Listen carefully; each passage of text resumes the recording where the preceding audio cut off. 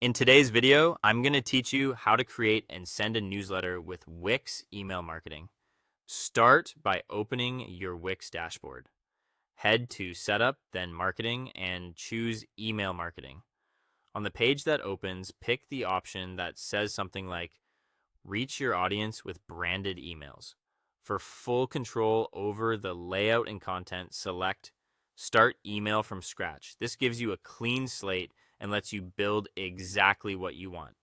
Inside the email editor, click the main header area and add a clear, catchy headline that tells readers what the email is about. Keep it concise and benefit driven so people instantly understand why they should keep reading.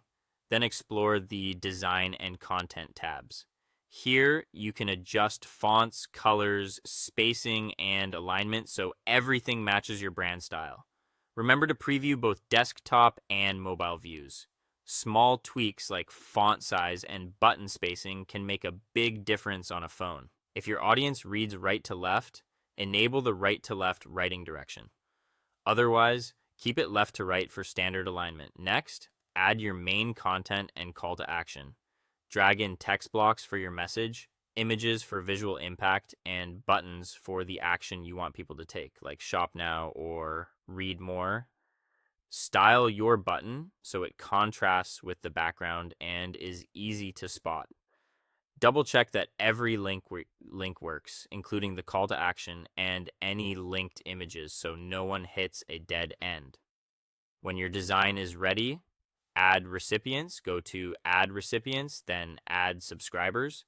You can choose individual contacts or a saved contact list.